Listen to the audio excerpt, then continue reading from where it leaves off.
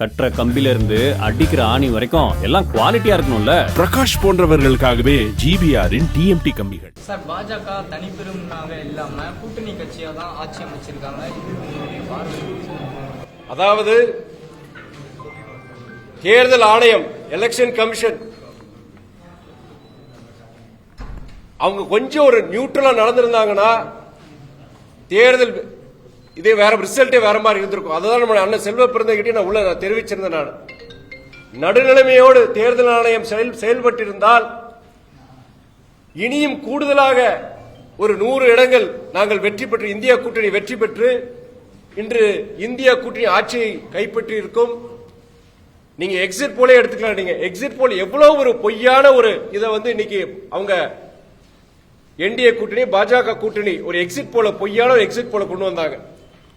வரும் காலங்களில் பொறுத்தவரைக்கும் மக்களும் சரி, பத்திரிகையாளரும் சரி, இது போன்ற எக்ஸிட் போலா இருக்கட்டும், ஒப்பீனியன் போலா இருக்கட்டும், இதை முதல்ல நம்ப கூடாதுங்கிறத எங்களுடைய இது.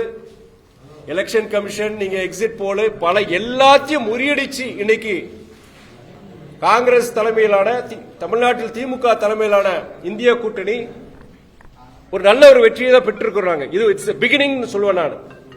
பாஜக வீழ்த்த முடியாத ஒரு சக்திங்கிறத அதை முறியடிச்சு அவர்கள் வீழ்த்தப்படலாம், வீழ்த்த முடியுங்கிறத இந்த தேர்தல் காமிச்சிருக்கு. எங்களை பொறுத்தவரை என்னன்னா, அவங்களுக்கு பாஜகவுக்கு அப்சல்யூட் சிம்பிள் மெஜாரிட்டி கிடையாது. ஒரு கூட்டணி வச்சுதான் இன்னைக்கு அவங்க ஆட்சியை அமைக்க முடியும். அப்படி இருக்கும் பொழுது சென்ற முறை கடந்த 10 ஆண்டுகளாக ஒரு சர்வாதிகாரமான ஒரு ஆட்சியை அவங்க கொண்டு வர முடியாது. இஷ்டத்துக்கு புதிய மக்களுக்கு எதிரான சட்டங்களை அவங்க கொண்டு வர முடியாது. இது ஒரு வரவேற்பு, ஒரு நல்ல ஒரு வரவேற்பு. இட்ஸ் நியூ ஹாப்பி பிகினிங் தான் சொல்லுவேன் நான். செங்கல்ல இருந்து சுண்ணாம்பு வரைக்கும் கஸ்டமருக்கு நாம தானே கேரண்டி. கான்ட்ராக்டர் குமார் மாதிரி ஆளுங்களுக்கு தான் ஜிபிஆரின் டிஎம்டி கம்பிகள். செய்திகளை உடனுக்குடனும் துல்லியமாகவும் தெரிந்து கொள்ள சப்ஸ்கிரைப் பண்ணுங்க.